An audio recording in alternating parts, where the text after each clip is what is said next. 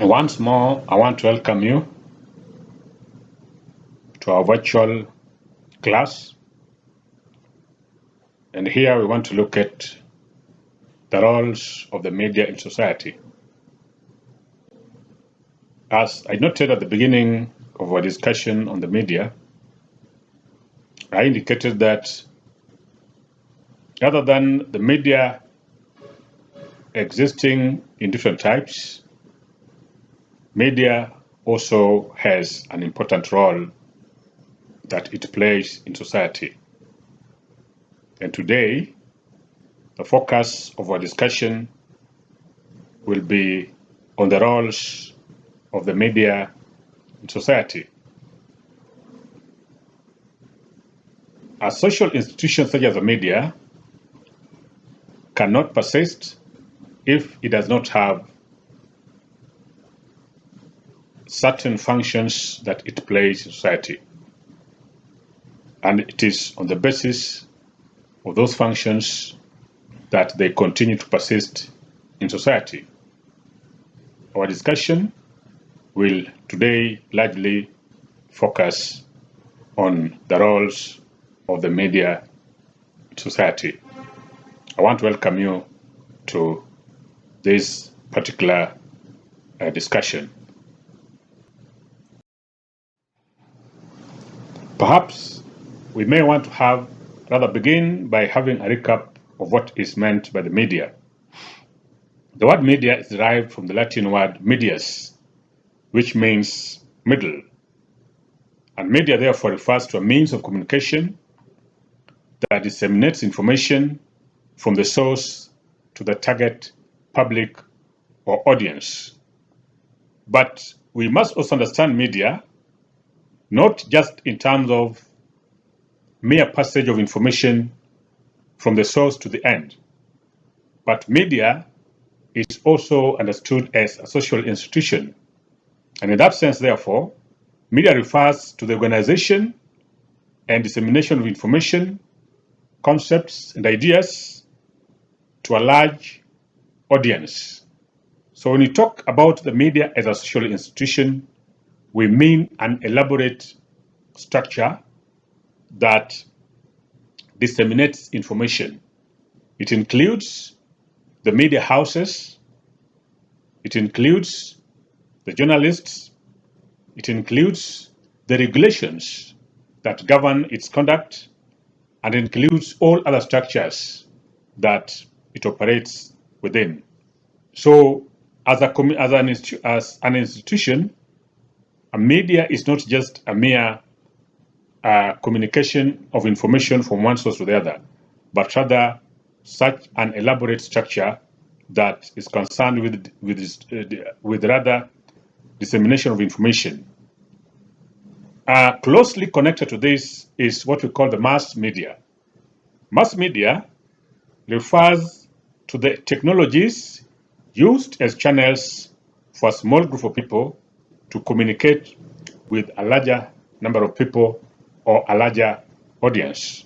They include, they are both electronic and print, newspaper, TV station, radio, magazines that reach a large audience are part of what we call the mass media.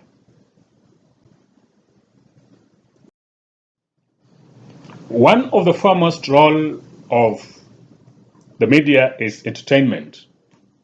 And we know that the media provides pleasurable, passive entertainment for a majority of the global population.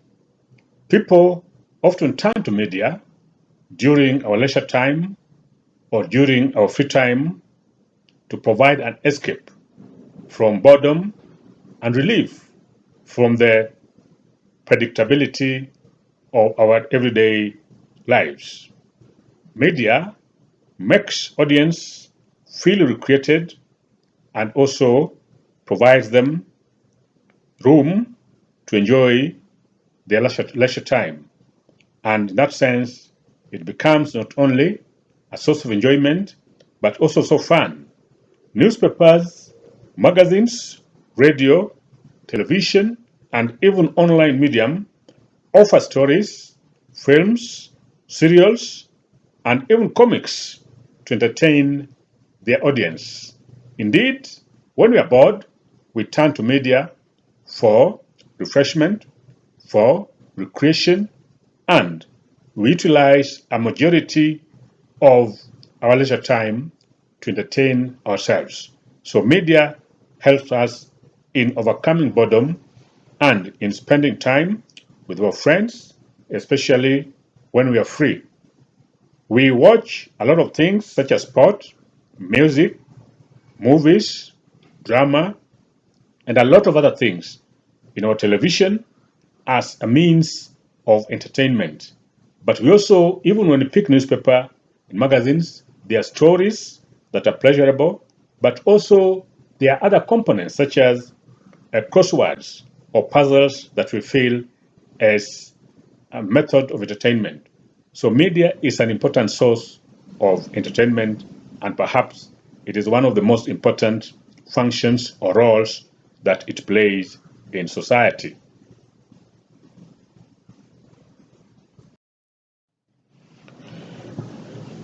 The other important function of the media is dissemination of information. Sending and sharing of information is indeed a major function of the media.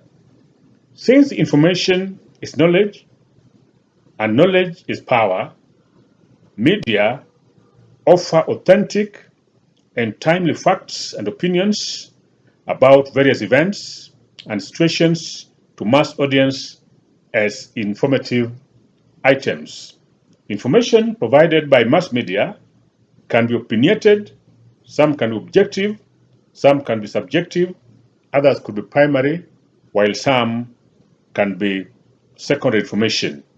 Information functions of the media also enables the audience to know about what is happening around them and to come to terms and understand the truth about issues that are going on. Media disseminates information mostly through news, broadcasts, on radio, on TV, as well as columns of the newspapers and magazines. So media remains an important source of information. When we want to know about what is happening in the country, we often turn to media, either during news hours in Kenya, for instance, at 7 in the morning, at 1 p.m., at 7 p.m., and also at 9 p.m. Those are the major prime news time in Kenya. But in between, we also have news briefs that are brought periodically, but also media might also interrupt its daily programs if there is breaking news or information that it feels the audience or the public needs to know, and therefore it might go out of its way to provide information that we need. Sometimes media capture events as they occur live, or others are reported after their occurrence. In all this, it is the media's endeavor to provide as much and as relevant information as possible so that the public remains completely informed and aware of what is going on around them and even globally.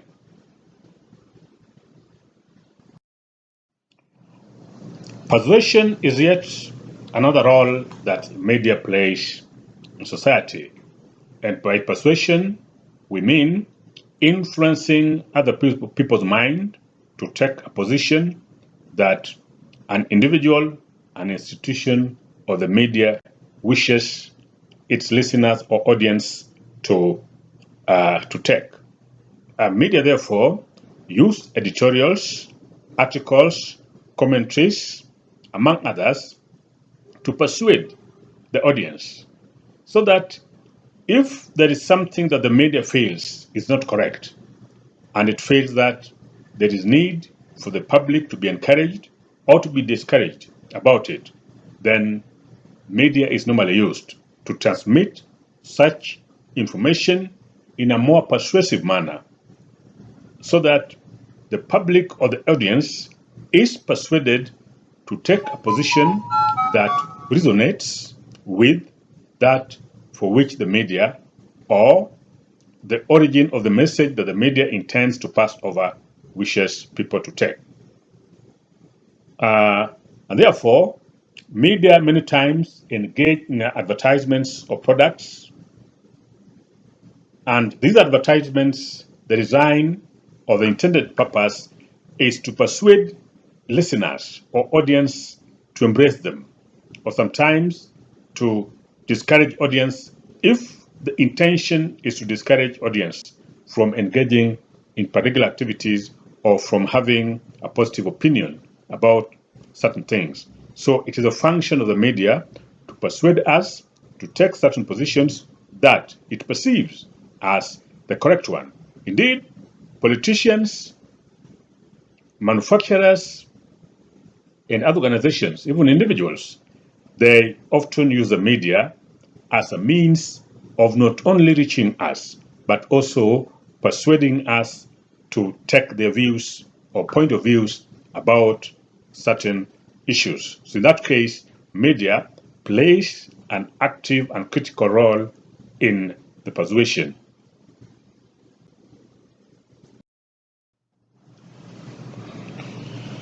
The other role of the media is called surveillance. Surveillance, and by surveillance we simply mean it is the work of the media to observe what happens in society closely, and it can warn us about threatening actions so that we are aware and therefore more careful about what is going on. Mass media also informs us about the misconduct or what is happening in society that is not correct. It can also be used to discourage practices that it considers harmful, such as drug abuse, human trafficking, crimes, among others. Recently, the Directorate of Criminal Investigation in Kenya circulated photos of individuals that they considered to have participated in demonstrations that are organized by the Azimio political movement. In that circulation of images, a media house went ahead to thoroughly investigate the extent to which the images were being shown are actually of individuals that participated in these rallies or not. And what emerged was that majority of the images that the directorate circulated and indicated that the individuals whose photos or images appear on the website or being circulated actually participated in the demonstrations. It turned out that it was not true. The images that were being circulated actually were taken, some as way back as 2010, and it forced the Directorate of Criminal Investigation to come out and apologize to the public for having used images that were not of individuals that participated in the demonstrations that were organized by Azimio. Again, it is the work of the media to highlight and spotlight on issues that it considers not right. Cases of corruption, police brutality, among others, are serious cases, serious acts that, if left uncondemned, can actually make the life of members of society quite difficult. And quite often, the media has come out to highlight issues of corruption and malpractices that exist in government. And that way, the media is helping citizens to scrutinize what's happening in government and to put the government in check, so that at all time it ensures that whatever it is doing is above board and is for the benefit of the citizens.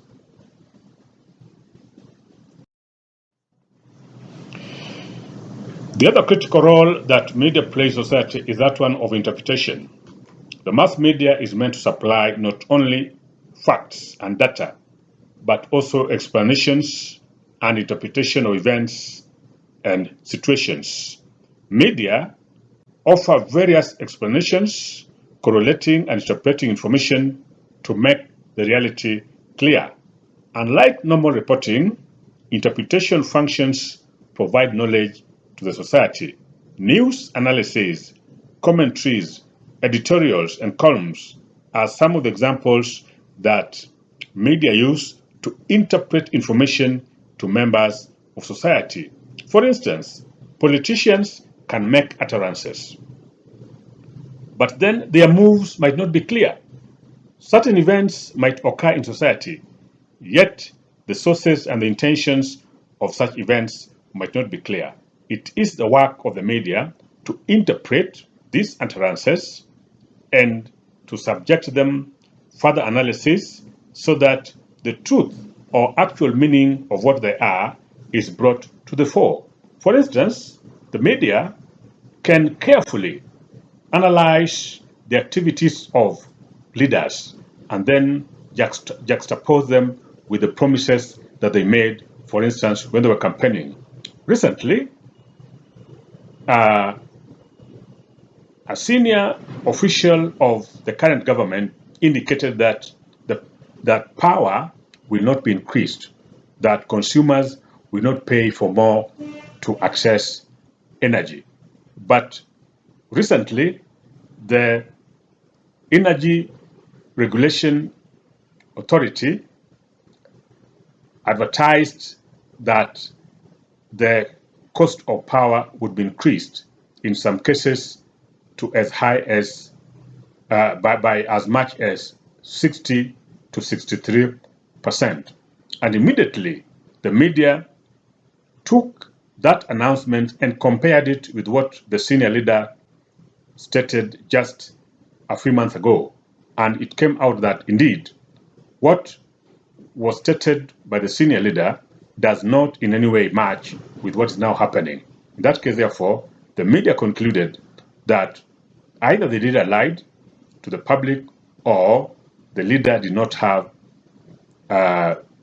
mastery of what is happening in his government. And that case, and in that way, the media is able to inform the citizens and the public about what leaders say and what they do. And in that case, therefore, they're able to tell whether the leaders match their actions with the promises they make or not.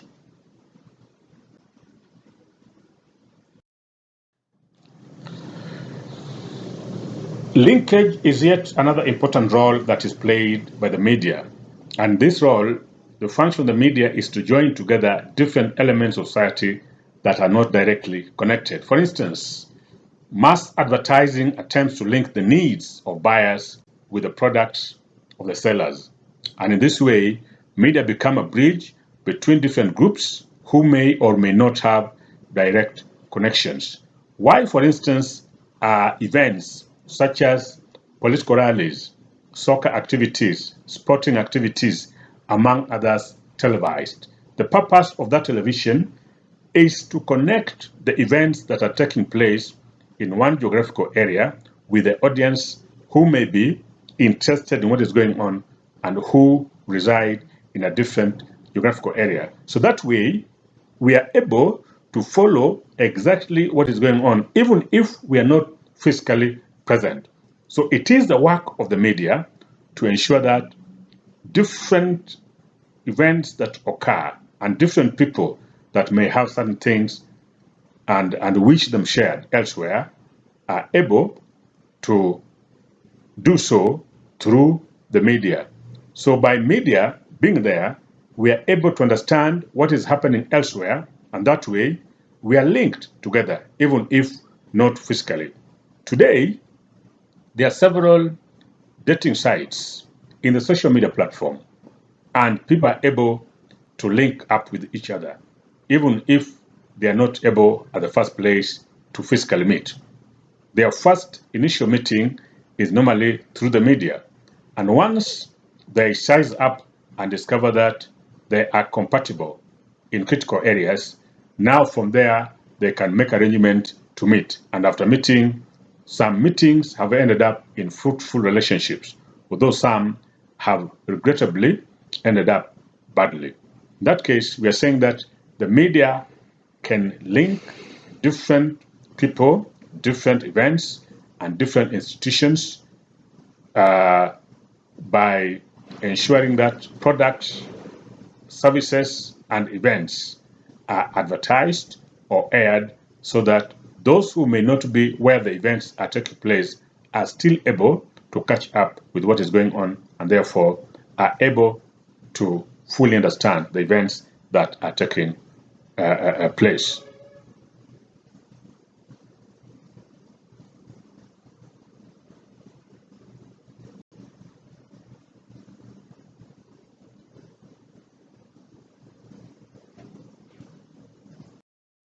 The last function of the media is called socialization. By socialization, we mean a process by which people are made to behave in ways that are acceptable in their culture or society. Through this process of socialization, we learn how to become a member of our society or human society in a greater sense. It is through the process of socialization that media helps to shape our behaviors, conduct, attitudes, and beliefs. We read books about events that occurred in the past. We watch movies about what happens in society, what happens in society.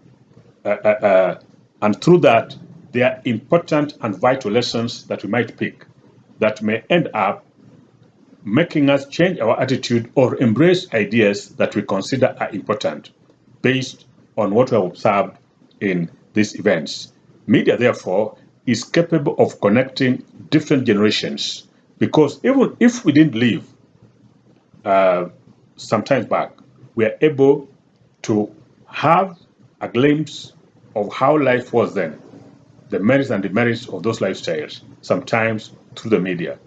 This could be through actual drama, they could be through movies, they could be through written information that is stored in form of books, among others. And from there, we are able to fully comprehend, understand what was happening.